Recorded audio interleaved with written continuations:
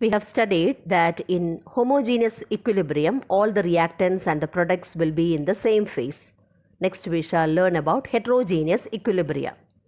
Equilibrium in a system having more than one phase is called heterogeneous equilibrium. For example, consider the equilibrium H2O liquid reversibly giving H2O gas. Here two different phases are there, hence it represents heterogeneous equilibrium. In a similar way, equilibrium between a solid and its saturated solution is considered as heterogeneous equilibrium. For example, consider calcium hydroxide solid plus aqueous reversibly giving calcium ions aqueous plus hydroxyl ions aqueous. Since two different phases are present, it represents heterogeneous equilibrium. Now consider the decomposition of calcium carbonate to calcium oxide and carbon dioxide. Here calcium carbonate and calcium oxide both are in the solid state, whereas carbon dioxide is in the gaseous state.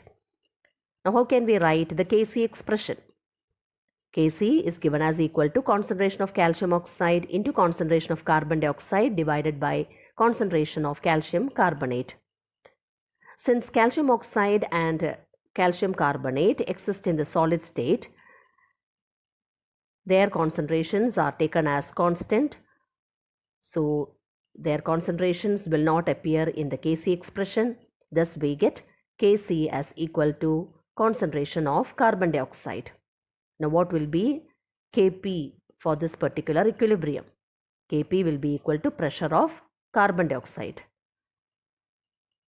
Now consider the equation Ni plus 4CO giving NiCO 4 times. Equilibrium constant Kc for this reaction can be written as Kc is equal to NiCO 4 times concentration divided by carbon monoxide concentration raised to 4. Note that the concentration of nickel is not given in the Kc expression since nickel is in the solid state. Next, consider the equation Ag2O plus 2HNO3 reversibly giving 2AgNO3 plus H2O. Here water is pure in the liquid state and Ag2O is in the solid state. Therefore, concentration of H2O as well as Ag2O will not appear in the Kc expression. So that is why Kc is written as equal to concentration of silver nitrate squared divided by concentration of nitric acid squared. Now let us discuss some of the features of equilibrium constant. Expression for equilibrium constant is applicable only when concentrations of the reactants and the products have attained constant value at equilibrium state. The value of equilibrium constant is independent of the initial concentrations of the reactants and the products. Now third point, equilibrium constant is temperature dependent, having one unique value for a particular reaction represented by a balanced equation at a given temperature. Now fourth point, the equilibrium constant for the reverse reaction is equal to the inverse of the equilibrium constant for the forward reaction. So these are some of the features of equilibrium constant. Now consider applications of equilibrium constant. Equilibrium constant can be used to predict the extent of a reaction on the basis of its magnitude. It can also be used to predict the direction of the reaction and also to calculate equilibrium concentrations. Kc equilibrium constant can be used to predict the extent of reaction. If Kc is greater than 10 cube, then the products predominate over reactants. So if Kc is very large, the reaction proceeds nearly to completion. For example, consider the reaction of hydrogen with oxygen at 500 Kelvin. It has a very large equilibrium constant.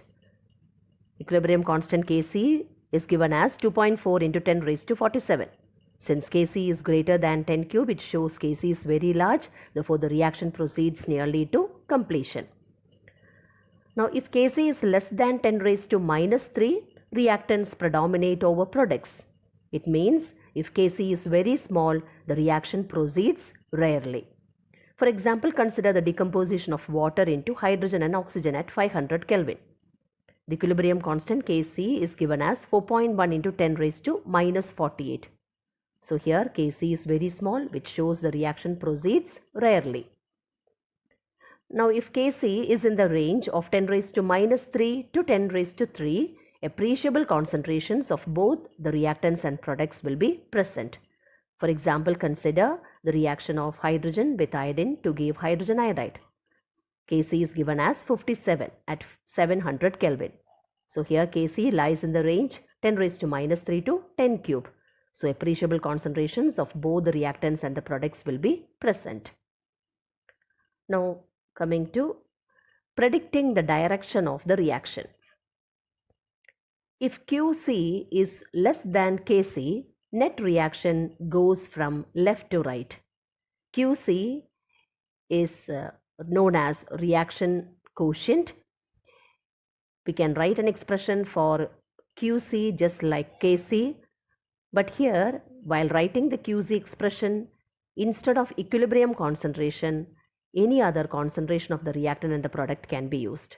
If we use the equilibrium concentration of the reactants and the products, then we get the Kc expression. Instead, if we use any other concentration other than the equilibrium concentration, we get the Qc expression. So if Qc is less than Kc, net reaction goes from left to right. And if Qc is greater than Kc, the net reaction will go from right to left.